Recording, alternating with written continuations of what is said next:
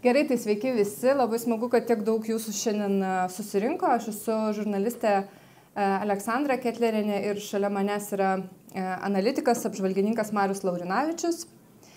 Šiandien mes norime jums pristatyti knygą, Leonido Nevzlino sudarytą knygą pavadinimu Putino mafijos valstybė, kaip Rusija netapo demokratija. Na ir kaip ir minėjau, dėja autoriaus sudarytojo, nes ir pačioje knygos įžangoje yra pabrėžta, kad šitą knygą parašė daug autorių. Tai nėra vieno autoriaus knyga, tačiau dalis jų yra Rusijoje, dalis nenorėjo viešinti savo pavardės dėl suprantamų priežasčių, todėl yra tik tai pono Nevzlino pavardė. Ir jis prieš šį renginį pasisakė savo Facebooko paskyroje ir čia trumpai norėčiau pacituoti. Jau seniai negyvenu Rusijoje ir neturiu su ja nieko bendra. Esu Izraelio pilietis, bet manau, kad visiems geros valios žmonėms labai svarbu priešintis blogiui, terorui, agresijai. O Putino Rusija, tapusi mafijos valstybė, dabar yra vienas pagrindinių blogio šaltinių planetoje. Norint kovoti su blogiu, reikia suprasti, kaip jis veikia. Ši knyga leidžia suprasti, kas yra mafijos valstybė, kokį pavojų jį kelia ir kodėl su ja negalima eiti kompromisus ir dėrėtis, juo labiau siekti bendrų interesų ar jų turėti. Na ir dar primenu trumpai, kad pats Leonidas Nevzlinas, tai yra buvęs banko Menate prezidentas, buvęs Jukos viceprezidentas, Rusijos naujienų agentūros įtartas generalinio direktoriaus padėjėjas. 2003 metais Putinui inicijavus procesą prieš Jukos, jis išvyko į Izraelį ir gavo tos šalies pilietybę. Na ir sufalsifikavus bylą, Rusijoje Nevzlinas kaltinamas ne tik finansiniais nusikaltimais, bet ir užsakomųjų žmogžudysčių organizavimu. Ir 2008 metais jis nuteistas kalėti iki gyvos galvos. Ir dar tokia viena įdomi detalė, kad jūs dabar esat knygos premjeroje. Šita knyga išleista pirmą kartą lietuvių kalba, tai yra jokia kita kalba, dar jos negalima perskaityti, bet ateityje turbūt bus ir rusiškai, ir anglų kalba, ir galbūt kitom. Tai norėčiau pradėti diskusiją su Mariumi ir galbūt pradėkim nuo aktualijų, turbūt kurios labiausiai domina žmonės. Tai vasario 16 dieną buvo nužudytas Aleksejus Navalnas, turbūt drąsiai galiu sakyti, kad nužudytas, nors skelbia visa žiniasklaida, kad mirė. Na ir pasigirdo dėl to labai tokių įvairių teorijų. Vieni sakė, kad tiesiog galbūt nusilpo ir tokiu būdu buvo nužudytas. Kiti sakė, kad per Miuncheno konferenciją Putinas pasiuntė žinią pasauliui, kad man viskas galima ir ką jūs man padarysit. Kaip jūs vertinat ir iš tos mafijos valstybės perspektyvos, pagal tas savybės? Ar to galima buvo laukti ir kodėl būtent dabar taip atsitiko? Tai sveiki visi, tikrai malonu tiek matyti daug susirinkusių. Aš vis tik tai porą žodžių dar apie knygą tiesiog pačią pasakysiu, dėl ko mano supratimu, kadangi aš Rusiją turbūt tyrinėjau mažiausiai 32 jau bus metai. Tai dėl ko jinai svarbi, ypač tai plačiai auditorijai, tai aš ją vadinu vadovėliu.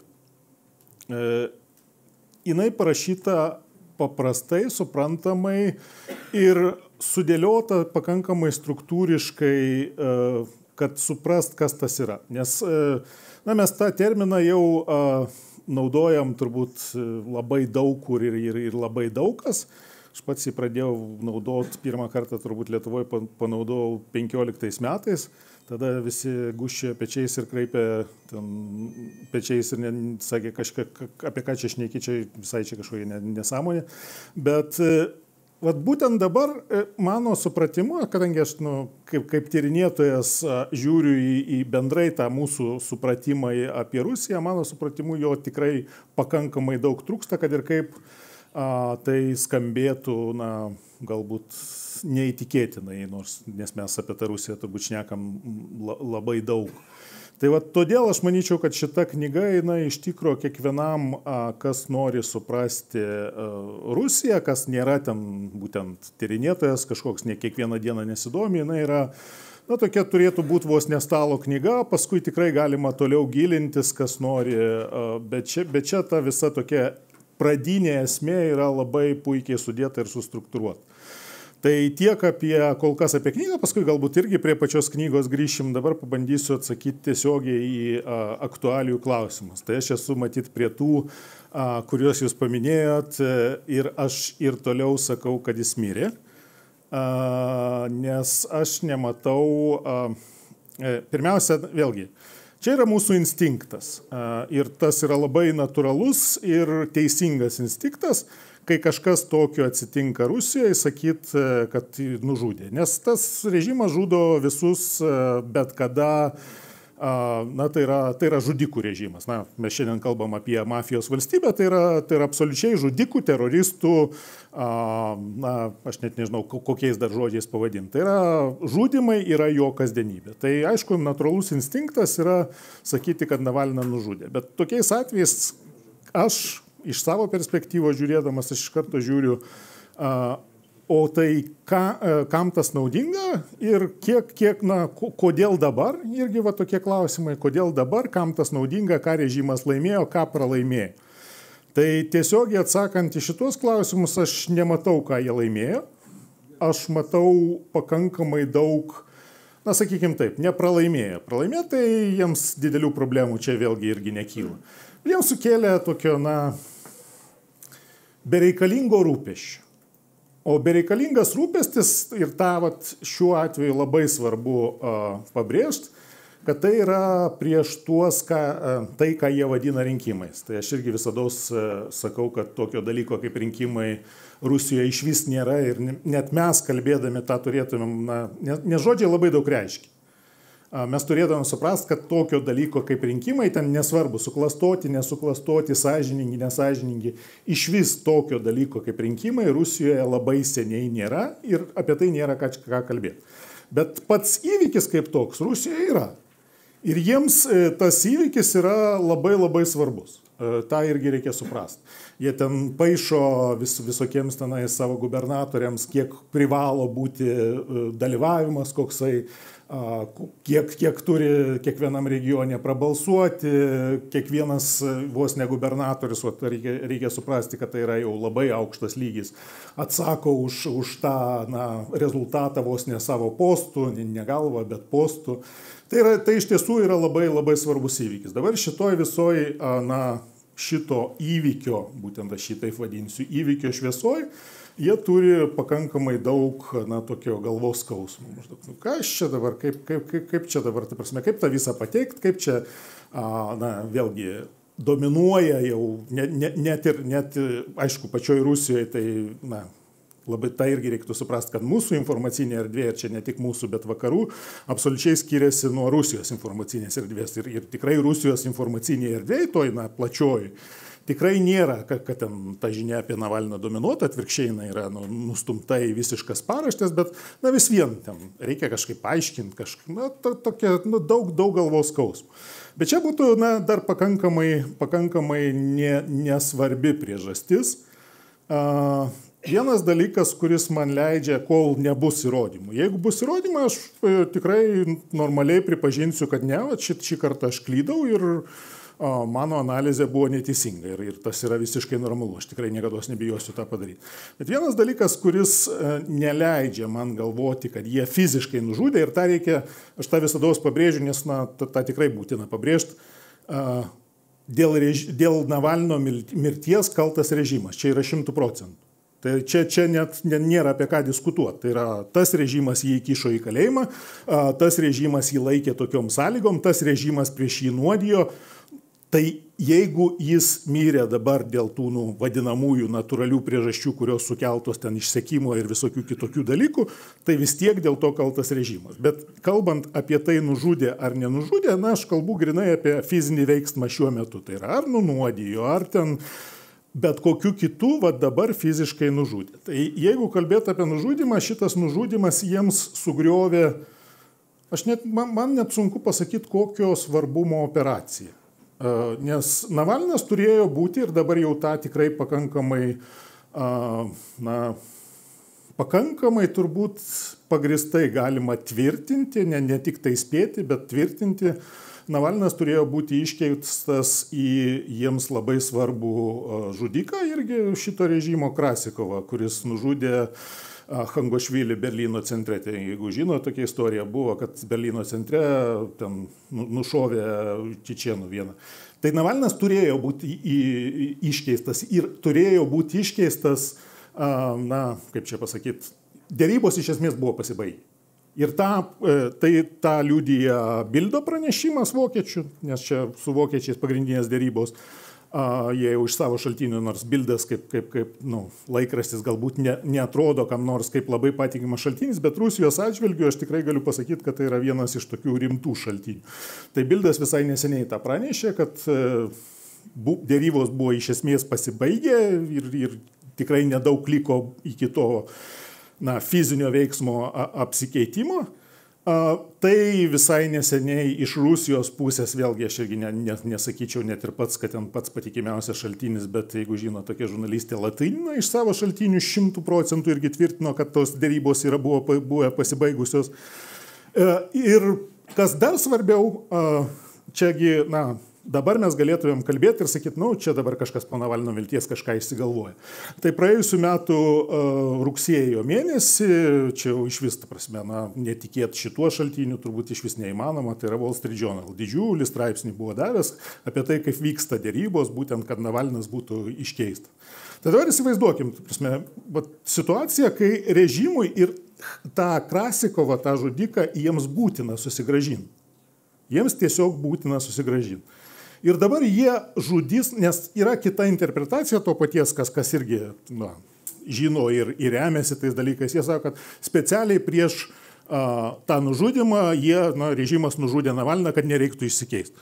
Tai palaukite, o kam jie tada tas tiek dėrėjosi, kam jie visą tą darė ir kodėl jie, pavyzdžiui, negalėjo pasakyti, kad mes nesutinkam, mums sąlygos netinka. O tai negali būti, kad persistengė kažkas kalėjime tiesiog? Ne, tai čia mes turėtumėm kalbėti apie kitą versiją, kad tiesiog kadangi vėlgi dėrybos tokios, apie kurias aš šneku, tai yra, vėlgi mes turėjom čia savų apsikeitimų Lietuvoje su Rusija, ta prasme, jos vyksta žvalgybų lygių ir aišku, kad iš Maskvos, ir čia netgi dabar sekant, pavyzdžiui, tą informaciją, ką net ir opozicija duoda, aišku, kad iš Maskvos buvo nurodymai šitai kolonijos vadovybėje, kad neduok Dieve pirštų jūs jo nelieskit. Tai aišku, kad teorinė galimybė, kad kažkas tiesiog pats savo iniciatyvą ten kažką ten padarė, ne tai, kad nužudė savo iniciatyvą, bet, Rusijos kolonija ir ypač ta konkreti kolonija, bet apskritai visos kolonijos, tai yra žudikų lizdas. Tai yra, ten kalbėti apie tai, kad ten yra kažkaip... Mafijos valstybės sistemos dalis. Taip, bet tai jau ta tokia, kaip čia pasakyti, tokių pačių bukiausių nusikaltėlių dalis. Ir tą aš tikrai nebijau pasakyti. Tai yra, yra kažkur ten Maskvoje sėdi tos mafijos valstybės elitas, yra tenais, ypač ten to iš šiaurėje, kur jisai buvo kalinamas, visiški tokie buki žudikai. Tai jie tenai sėdinė, jie džiaugiasi savo valdžia, jie tyčiojasi, nes jiems tai yra smagu, malonu ir visa kita, bet dėl Navalno jiems buvo pasakyta. Ir todėl viena iš mano, pavyzdžiui, versijų, kas vyko po to, aš manau, kad kaip čia pasakyti, jie turės dabar labai aiškiai paaiškinti, kas įvyko. Vėlgi, dar kartą sakau, jeigu atsiras kažkokie įrodymai, kad jisai buvo nužudytas, tada aš norėčiau išgirsti paaiškinimą, kam reikėjo dabar. Tai yra, jeigu jie norėjo jį nužudyti, o tai, kad režimas galėjo norėti nužudyti Navalną, tai aš čia visiškai pritariu, o kodėl ne? Nėra kažkokių aiškių priežasčių, bet kad galėjo, norėt galėjo, bet kodėl dabar? Kodėl prieš rinkimus? Kodėl, kai jau įvyko tos dėrybos dėl, daugybė tokių klausimų. Ir todėl mano atsakymas yra, kad bent jau kol kas aš sakau, kad jisai tiesiog mirė, bet mirė dėl režimo kaltės. Labai įdomi jūsų teorija, nes, kiek man teko skaityti, tai kaip tik visi kalba apie tai, kad buvo labai aiškus Putino signalas, kad man viskas galima ir jūs man nieko negalit padaryti, juolab, kad prisiminkim, kad Bidenas yra labai aiškiai pasakęs, kad jeigu Navalnas mirs kalėjime, tai bus, neatsimenu ten kaip tiksliai pasakė, bet bus pasiekmės. Ar tikit, kad... Gniuždančios. Ar tikit, kad bus tos pasiekmės ir dar tuo pačiu, kalbant apie tą pačią mafijinę valstybę, kodėl motinai neatiduodamas kūnas? Čia jau du klausimai, tai pabandysiu atskirai. Į tą pirmą klausimą, kaip čia geriau pasakyti, po viso to, ką šitas režimas padarė ir ypač po to, ką jisai padarė Ukrainoje, argi mes dar tikimės, kad reikia Putinui dar siūsti kažkokius signalus, kad o ką jūs man padarysit. Jis, man rodos, jau visus signalus pasiuntė. Jau nieko. Aš dažnai tą mėgstu kartuot, bet tą reiktų suprast, kad šitas režimas yra seniai peržengęs bet kokią ribą. Jokios ribos jam nėra. Jokios, absoliučiai. Tai neegzistuoja. Tai kodėl dabar su Navalno nužudymu, kuris, taip, tai yra, sakykime, jeigu jisai yra nužudytas, net jeigu jisai mirė dėl natūralių priežasčių, tai yra režimo nusikaltimų. Bet kokią dar žinią gali pasiųsti su Navalno nužudymu. Kai tu rengi, ir čia vėlgi, net nebe Ukraina, kai tu rengi, pavyzdžiui, ten kokiam nors vos nebrandoliniam terorizmui prilygintinas operacijas Londone. Ne kažkur čia, Rusijoje, o Londone. Arba tu ten kišiesi į Jungtinių valstijų rinkimus. Arba tu sprogdini sandėlius ten irgi NATO valstybių teritorijoje, ten kažkur Bulgarijoje, Čekijoje ar dar kažkur. Nebėra tos ribos. Tai užtat aš man ta teorija, kad jis dar kažkokią žinią norėjo pasiųsti vakarams, aš niekaip nesuprantu, kaip tiesiog iš principo dar galima kažką pasiųsti kažkokią žinią. Dabar dėl to paties Baideno ir galimo atsakymo, nieko nebus. Deja, vėlgi, tai jau jie paskelbė tas sankcijas, ir vėlgi, aš tikrai bendraja prasme nenorėčiau menkinti sankcijų apskritai, tai yra sakyti, kad tas yra populiarus posakis, kad jos iš vis nieko nevertos. Tai jos mažiausiai didina kainą. Bet ko?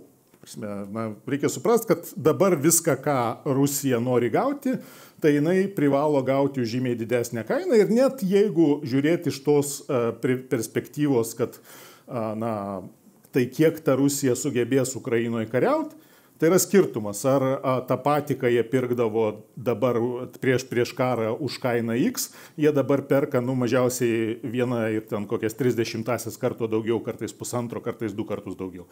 Tai yra kaina. Ir kaina yra svarbu. Tai čia bent jau apie tai galima šnekėti, kad tos sankcijos turi kažkokį poveikį, paskui jau tai galima šnekėti apie ilgalaikį poveikį ir visus kitus dalykus. Bet iš esmės, jeigu žiūrint į tai, kaip Baideno patį posakį, kaip jis pasakė, kad čia bus kažkokios gniuždančios sankcijos, ir ką tokio gniuždančio Rusijai dabar mes galim padaryti. Apskritai, mes kaip vakarai, ne Baidenas, ne dar kažkas tai. Mes save įstumėm į tokį kampą ir vėlgi čia, jeigu kalbant iš tokios labiau istorinės perspektyvos, tai tikrai buvo daug momentų istorijoje, kai buvo galima padaryti. Bet dabar mes nebeturim jokių svertų ir tą reiktų suprasti. Yra vienintelis būdas ir čia yra visa problema tiek su tuo, kad vakarai nėra pasiryžę iki galo Ukrainoje laimėti, apskritai su vakarų pozicija. Kad neturėdami jokių svertų, nebeturėdami absoliučiai jokių svertų, mes turim vienintelę išeitį, tai absoliučiai sutriuškinti ir sunaikinti šitą režimą. Deja, vakarai tam yra tiesiog politiškai nepasiruošę. Mariau, o kaip jums atrodo, irgi čia labai aiškiai šitoje knygoje, aš irgi labai pritariu, kad čia tokia knyga galėtų būti kaip pradžiai žmonėms, kurie nėra labai įsigilinę į patį režimą. Kaip jums atrodo, ar apskritai vakarai supranta, kas yra ta mafijos valstybė, kaip jį veikia? Ar nėra taip, kad mes iki šiol su Rusija elgiamės kaip su kita tiesiog valstybė? O dėja, čia yra viena iš pagrindinių problemų ir tikrai, aš net sakyčiau, aš tiesą sakant, nors ir nuo to pradėjau, kad mes vartojam tą terminą, ir nuo to pradėjau, kodėl ta knyga yra svarbi. Aš tiesą sakant, nesu tikras, kad mes Lietuvoje ir net čia ne apie apskaitai visuomenės lygių bet net ir politiniu lygiu, ar mes tikrai suprantam, su kuo mes turim reikalą. Nes, iš veiksmų man kartais netrodo, kad mes suprantam, su kuo mes turim reikalą. Kad tai yra, šita mafijos valstybė, aš irgi tą dažnai terminą naudoju, tai yra absoliutus blogis. Tai, tiesiog, dėl to ir reikia įsisavinti, kad tai yra absoliutus blogis, su kuriuo negalima susitart, su kuriuo negalima ten kažkaip tai išmokti gyventi. Nes vakarai yra įpratę, čia yra netgi strategija jų tokia, kad, pavyzdžiui, autoritariniai režimai, tai mes mokam su jais kažkaip tai sugyventi. Ir čia tas jų terminas yra sugyventi. Mes mokam su jais sugyventi. Taigi yra tų autoritarinių režimų, tai visas pasaulis. Tai yra didesnė pasaulio dalis, yra autoritariniai vienaip ar kitaip daugiau ar mažiau režimai. Bet mes mokam su jais sugyventi. Tai o kas čia, kodėl čia mes su ta Rusija negalim sugyventi? Todėl ir negalim, kad tai yra ne autoritarinis režimas. Tai yra mafijos valstybė, kuriai nėra jokių ribų. Absoliučiai. Dažnu atveju, kai mes kalbam apie mafiją, žmonės įsivaizduoja, greičiausiai pirmas dalykas, apie ką pagalvoja, korupcija, korumpuota, vagis. Bet ir šitoj knygoje labai plačiai aprašyta, kad mafijos valstybė turi kur kas daugiau įvairių savybių ir iš esmės apėmus yra absoliučiai visas gyvenimo sritis. Tai gal galėtumėt trumpai auditorijai taip paaiškinti, kasgi yra ta mafijos valstybė ir kuo, tarkim, skiriasi nuo autoritarinės tiesiog šalies? Aš gal pradėsiu nuo Jurijos Felštinskio žodžių, kuriuos vakar pats išgirdau iš jo ir labai pritariu. Tuo pačiu galiu pareklamuoti, kad 17 valandą bus susitikimas su Felštinskiu irgi. Bet jisai vakar pasakė taip, sakė, jeigu tai būtų kleptokratija ar vagis, nes čia vėlgi toj Navalno perspektyvoje yra, jo ta pagrindinė mintis buvo, kad čia yra vagių valstybė. Tai sako, čia būtų mažiausia problema, nes vėlgi ta kleptokratija kaip tokia irgi joks ne Rusijos fenomenas. Tai yra ir valstybių kleptokratinių, absoliučiai kleptokratinių pasaulyje ir buvo, ir dabar yra. Tai atrodytų, iš tiesų, nieko čia, tai aišku yra labai blogai ir labai blogai turėti, ypač mums ten tokią valstybę pašonėje, bet tai nėra ta tikroji grėsmė ir iš esmės todėl reiktų suprasti pačią prigimtį šitos mafijos valstybės. Čia aš dabar šiek tiek galbūt nukrypsiu nes knygoje šiek tiek kitaip yra pateikiama, aš galbūt nukrypsiu nuo knygos ir pabandysiu paaiškinti, kaip aš tą suprantu. Tai kas susikūrė Rusijoje kaip mafijos valstybė, buvo visiška tos tikrosios mafijos, tai yra nusikalstamo pasaulio, kuris egzistavo ir Sovietų Sąjungoje. Ir ypač, tokį žargoninį žodį panaudosiu, išbujojo būtent tuo Gorbačiovo perestroikos metu ir pirmaisiais metais po Sovietų Sąjungos žlugimo. Mes tą patį laikotarpį iš esmės irgi praėjom Lietuvoje jau po nepriklausomybės. Tai tas nusikalstamo pasaulio dedamoji, bet pati pagrindinė, vis vien tas pagrindas arba esmė šitos mafijos valstybės yra saugumo struktūros. Arba kitaip tariant, aš tą dažnai netgi apibendrinant šių žodžių vadinu KGB, bet KGB Sovietų Sąjungos laikais buvo ta pagrindinė struktūra,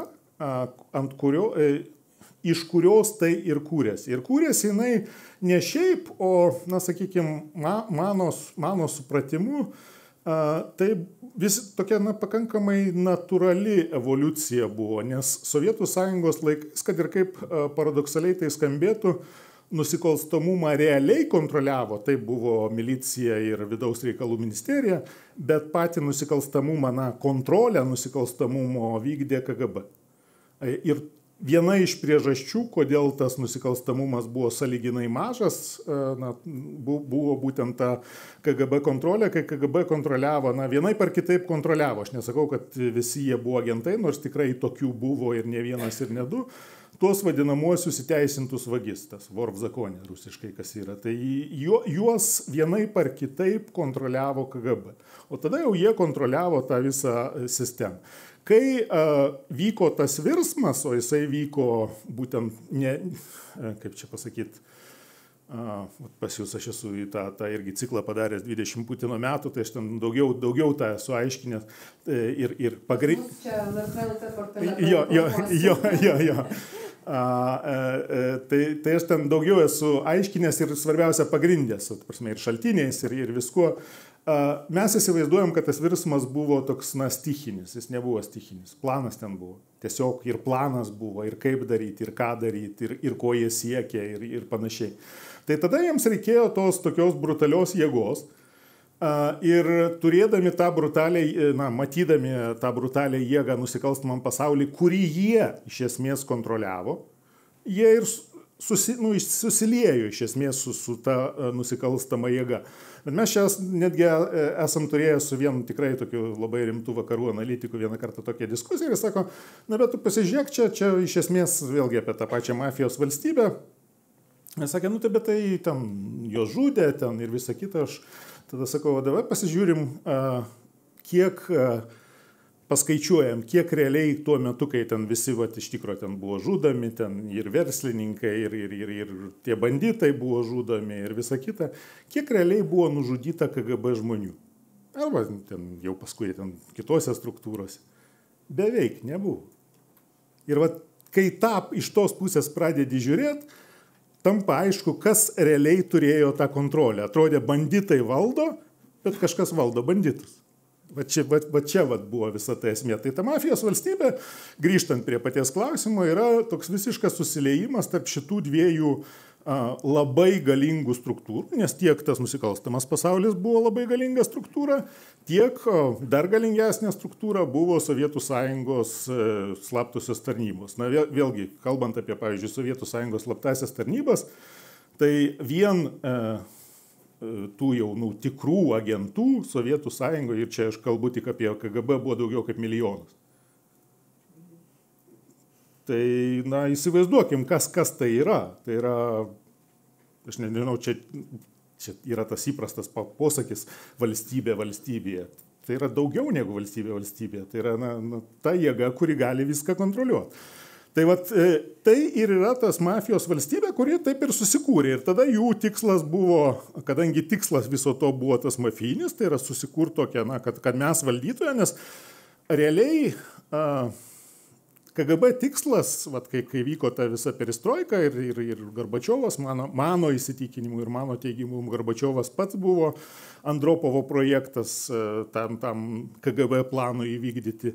Jie turėjo tikslą kaip čia pasakyti, kadangi Sovietų Sąjungos laikais, nepaisant to, kokia galinga struktūra buvo KGB, vis vien virš KGB dar buvo partinė kontrolė. Ir vis tiek taip KGB ten galėjo užkulisėse daug ką daryti ir iš vidaus paveikti, bet galutinis žodis buvo vis tiek bent jau iki Andropovo atėjimo 82 metais, galutinis žodis buvo partija.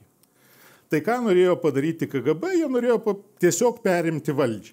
Tai yra, aišku, reformuoti ten visą ir sistemą, bet jie norėjo perimti valdžią, kad jie valdytų. Ir tam jie susiliejo su nusikalstamu pasauliu. Ir tada, aišku, jau vėlgi Andropovo planas, mano įsitikinimu, buvo toks labai panašus į šiuolaikinės Kinijos modelį. Šiek tiek tas transformavosi, aš sakyčiau, šiek tiek išsigimė, bet ta simbiozė ir lėmė tai, ką mes dabar turim, kai yra maža grupelė, sąlyginai maža, tai tikrai nėra, kaip kažkas ten bandydavo sakyti, kad ten 300 žmonių ar ten 500 žmonių, ne, ta grupė yra tikrai didesnė, jų ten tūkstančiai yra. Bet iš esmės, nes vėlgi žiūrint į tą pačią struktūrą, kaip dabar susikūrus, tai yra Kremlius, yra Kremliaus grupuotės, yra FSB, jos viduje yra grupuotės, yra ten verslas, jie irgi visokios grupuočių dalis. Bet tas eina iki tokio lygio, kad, pavyzdžiui, ten kokiam nors, kalbam apie Navalną, ten, kaip tas miestas vadinasi, aš dabar neprisimenu. Jo. Ten su tokiu pavadinimu. Tai šitą... Tai aš net kalbu ne apie patį miestą, kuris ten yra 50 000, man rodos, gyventojų, Haledaras, kaip jis vadinasi. Nesvarbu, tai šitą, aš kalbu ne apie patį miestą, o to miesto, kokio nors rajono ir KGB, ir ten kokios nors policijos, dabar pas juos vadinasi nebe milicija, tas viršininkas jau yra tos savo mafijinės grupuotės vadovas. Ta reikia suprasti, kad tas eina iki pačių žemumų. Tai yra, yra kažkokia mažytė ląstelė ir ten yra tas jau mafijos vadas, kuris visados yra bet kokiu atveju tos saugumo struktūrų vienų ir kitų žmogus. Vėlgi, ten jau paskui žiūrint giliau, gali būti, kad virš jo tada vis vien yra aukštesnė jėga kokia nors kita ir kitos grupuotės ir jis turi paklūsti, bet iš esmės visa valdžia vis tiek sukoncentruota tuose saugumo struktūrų. Jūs paminėjot, kad Rusija tikrai nėra išradėję tokio dalyko kaip kleptokratija, kur žmonės ateina tiesiog į valdžią vogti, bet kas ir knygoje, į ką autoriai atkreipia dėmesį, kad nepaprastai tokie režimai neturi užsienio ambicijų. Jie tiesiog vagia. O čia dabar mes turim mafijinę struktūrą, kuriai, neužtenka tos teritorijos, jį veržiasi į kitas šalis, užpuola. Kodėl taip yra? Kokia yra logika tokio veikimo? Pradėsiu turbūt nuo tokio termino, kurį ne aš pats sugalvojau, bet mano galva jis labiausiai atitinka, galbūt net ir atsakymą į klausimą, kurį jūs uždavėte. Tai yra tas, kas dar prisimena, kas buvo Sovietų sąjunga, ir apskritai tie laikai žino, buvo toks kominternas, tai yra komunistinis internacionalas. Ir tai, vėlgi, aš nebereikalo tą miniu, tai tas platusis tikslas Sovietų sąjungos buvo sukurti tą komunistinį tokį internacionalą ir taip valdyti pasaulį. Tai dabar tą idėją pakeitė labai panaši, bet iš esmės, tik iš kitos pusės idėja, tai yra crime internas, tai yra nusikaltėlių internacionalas.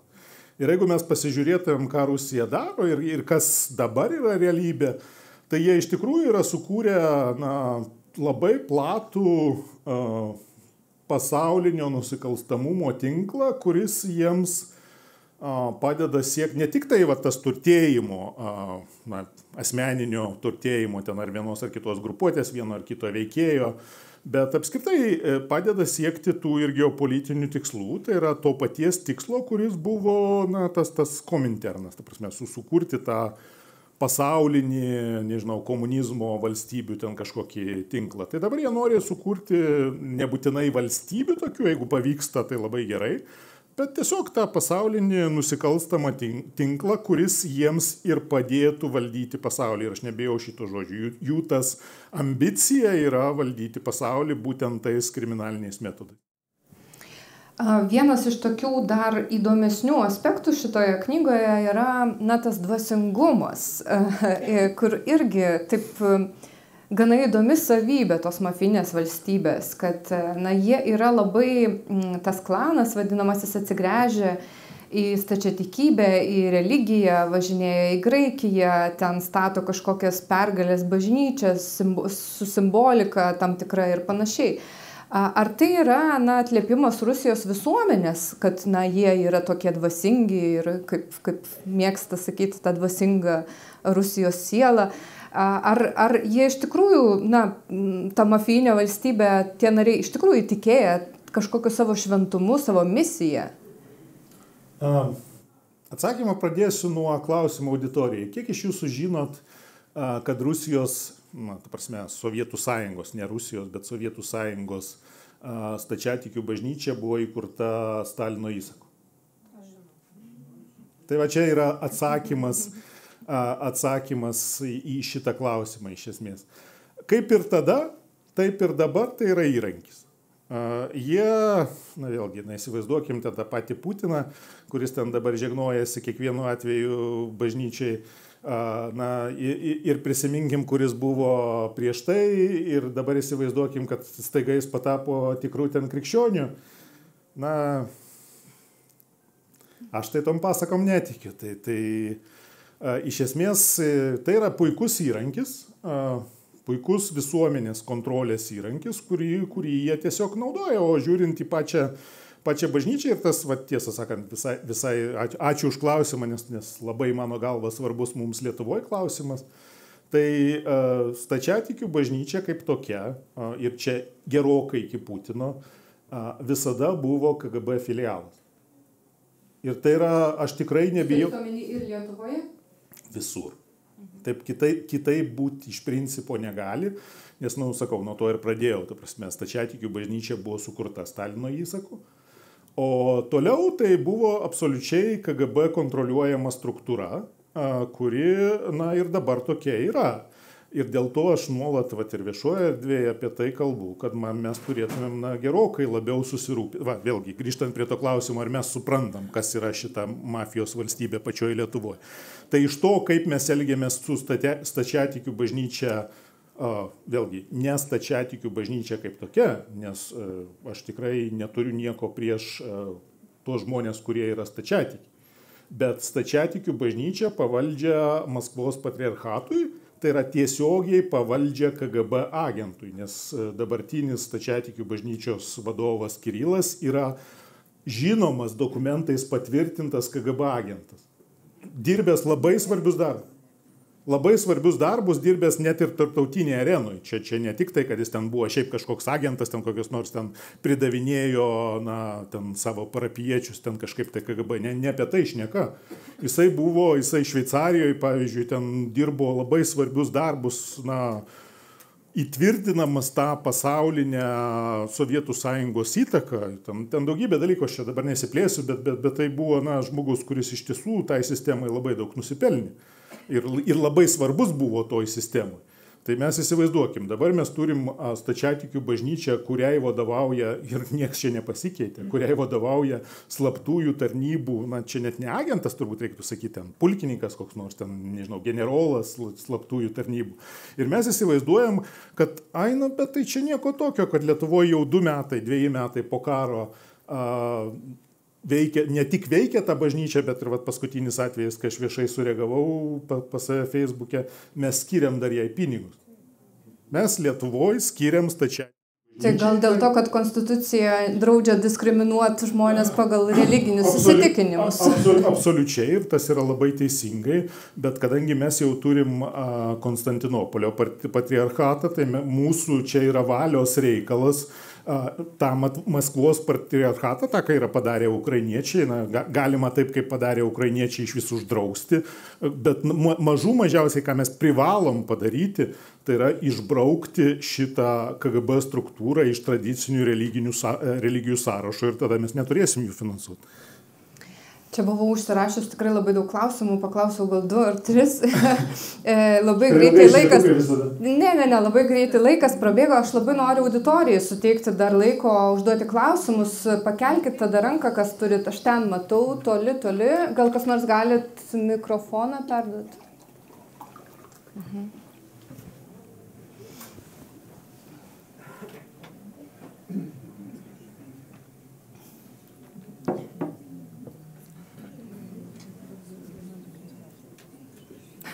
Labadiena. Aš labai puikiai atsimenu 2014 metų Sočį olimpiadą, kai premjeras Butkevičius ir jūs irgi minėjo, kad labai Rusija taikinga, čia nieko nebus ir prasidėjo. Tai sakykit, kodėl mes buvom praradę istorinę atmintį ir šitą savisaugos jausmą? Nes viską, ką jūs sakėt, viskas aprašyta yra.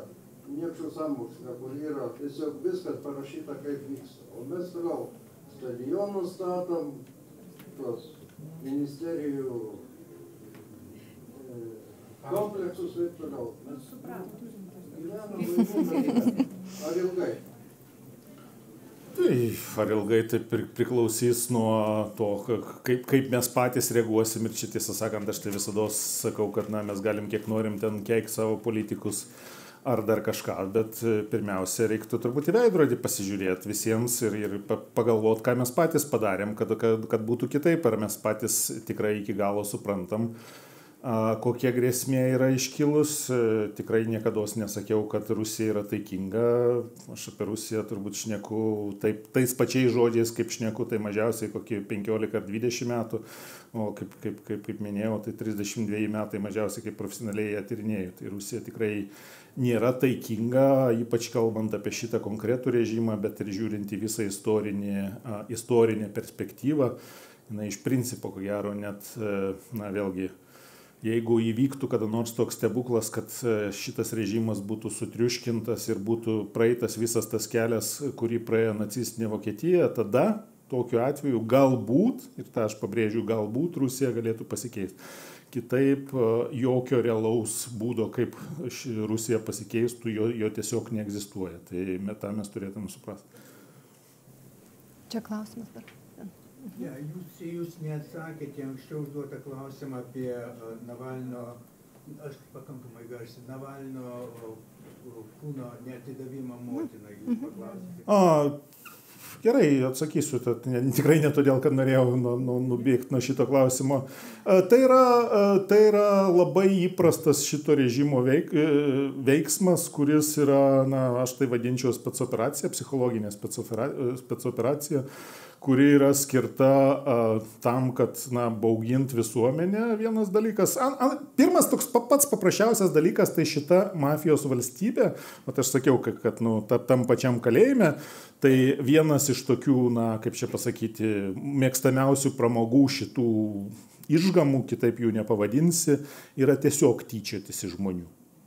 Tai yra ir tai kylant į aukštesnį lygį, niekas nesikeičia, galbūt jie kitais būdais tą daro, bet tai yra išgamų režimas, ta prasme, tą irgi galima būtų sakyti. Tai jiems tyčiotis yra, pramoga, tai yra vienas dalykas. Ir kadangi tai yra jų priešas vis vien, tai jie net jaučia tokią pareigą tyčiotis. Bet yra kitas dalykas, ką aš ir vadinu tą specoperaciją, tai yra tai, kas dabar vyksta ir jie tai yra parodomoji operacija, kai rodo, žiūrėkit, jeigu jūs jau pasirenkat tokį kelią, kaip Navalnas, jūs ne tik neturėsit jokių galimybių ten išgyventi ir visa kita, jūsų po mirties nieks ramybėje nepaliks.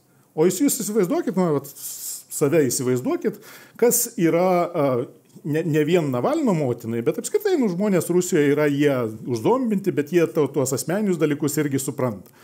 Kai tu turi laidot savo sūnų ir tau dar parodo, kad norėsim mes tą kūną atiduosim, norėsim neatiduosim, ir tada ta kita jau plačioji masė, jinai pradeda galvoti, kad ir gerai, ir geriau aš tyliai sėdėsiu, kad man neduok Dieve ten nekiltų tokios pačios situacijos. Tai čia vienas iš, sakyčiau, net pagrindinis tikslas toks ir yra. Ir dar yra? Taip. Vardintumėt kaip Putino mafijos silpnąją vietą?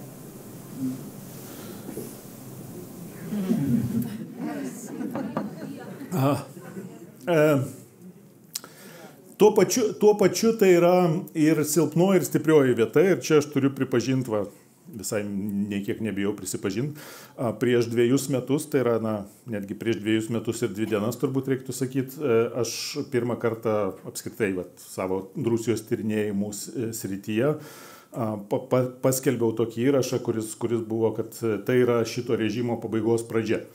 Aš ir toliau laikausi, paskui aš esu minėjęs terminą, kad aš duodu maždaug 2 metus, tai dabar reiktų turbūt prisipažinti, kad iš esmės aš suklydau. Ir tikrai nebijau to padaryti. Galėčiau ten visai teisintis, kad ten koks nors Prigožino maištas rodė, kad aš buvau teisus ir panašiai, bet čia ne apie tai yra. Esmė yra ta, kad to režimo ir stiprybė, ir silpnumas yra tas pats. Kad tai nėra monolitinis režimas. Ir tai nėra tas autoritarinis režimas, kaip mes įsivaizduojam. Ir Putinas nėra joks caras. Jisai yra tos mafijos valstybės, tas krikštatėvis pagal tą itališką mafiją, sakant, kuris taip jisai priima galutinius sprendimus, taip jis yra tas pagrindinis arbitras, bet jisai negali ten, sakykime, vieną rytą netakoja iš lovos atsikėlęs, ten pavyzdžiui, sunaikinti ant kažkokio klano tiesiog. Arba geras pavyzdys, tiesiog, geras pavyzdys yra, kur irgi mane ten dažnai kaltina, kad aš kažkaip tai ne taip kaip visi komentavau, aš visada sakiau ir dabar galiu net pagrįsti, kodėl mano įstikinimu buvau teisus, kad Nemcovas buvo nužudytas be Putino žinios. Tai jeigu jis būtų buvęs nužudytas su Putino žinia, tai dabar kalėjime nesėdėtų artimiausia Kadyrovo aplinka. O tai yra faktas. Tai yra kalėjime, šitas nusikaltimas yra ko gero vienintelis Rusijoje, kuris buvo iki galo ištirtas, taip, nėra įvardinti užsakovai, užsakovas aišku yra Kadyrovas, bet tai nėra įvardinta, bet ne tik vykdytojai, bet ir ta vidurinioji grantis, jie atsidūrė kalėjime. Ir tai yra net pirkimo ožiai, tai yra Kadyrovo artimiausia tikrai aplinka. Tai čia aš tiesiog pagrįsdamas tą, ką aš sakiau, bet ką aš noriu atsakydamas jums pasakyti, kad taip, ir atsiranda tokių dalykų. Štai Kadyrovas sugalvojo nužudyti Nemcovą be Putino žinios. Sugalvojo. Mes įsivaizduojam, kad taip negalima, taip vyksta Rusijoje. Prigožinas sugalvojo, bekariaudamas su Šoigu, arba, gal atvirkščiai galima sakyti, kad Šoigu noras sunaikinti Kadyrovą kaip tokį, jo ta grupuotė privedė prie to maišto, kuris, gerokai sudrebino paties režimo pamatą. Ir tokių dalykų, kaip prieš dviejus su keliom dienom, nes aš tą pasakiau tada, kai jie prisijungė oficialiai prisijungė, aneksavo tą Luganską ir Donetską. Tai buvo dvi dienos iki karo. Tai tada aš to ir tikėjausi, kad tai, ką jie daro, iš esmės prives prie tų režimo skirtingų grupuočių, kurios kartais turi ne tik skirtingus interesus, bet kartais netgi iš dalies, ne visai iki galo, iš dalies skirtingas ideologijas. Arba skirtingą strategiją renkasi. Kad ir tikslas tas pats, bet renkasi skirtingą strategiją. Kad tai prives prie jų konflikto ir tai sugriaus tą režimą. Tai tokia mano mintis buvo ir jinai ir toliau yra. Tai čia ir yra silpnumas. Bet tuo pačiu, kadangi tų klanų ir visko yra pakankamai daug, tai yra ir stiprybė, kad jis yra labai lankstus. Galima paklausti? Taip, labai trumpas klausimas, nes mes tik 2 minutės turim. Kodėl, nes būtent pats Nevzlinas parašė savo Facebook'e, tą knygą anonsavo ir pasipylė klausimai, o kodėl lietuvių kalba, o rusų kalba? Kodėl pirmą lietuvį jisai ją išvertė? Aš manyčiau, kad čia yra, vėlgi, aš tikrai nežinau, nes aš kaip aš asmeniškai su juo nebendravau, aš jam nesu uždavęs tokio klausimo, bet aš galiu pasakyti taip, kaip aš tą vertinu. Tai yra, ko gero, mes turėtumėm to džiaugtis ir tai yra vis tik tai įvertinimas, kad Lietuva yra ta šalis, kuri, geriausiai supranta, mažiausiai bijo. Čia yra, kad nepaisant to, ką aš sakiau, kad mes dėja irgi ne iki galo suprantame, bet mes esam vis tiek pirmi kitų ir tiesiog dėl tos priežasties, mano galva, ir pasirinko. Tai ačiū labai Mariui, buvo visada labai įdomu, aš esu tikra, kad turit ir daugiau klausimų, tai tikrai paraginsiu nusipirkti knygą, mačiau Briedžio leidyklos stende tikrai dar yra. Tai skubėkit. Ačiū labai visiems. Ačiū.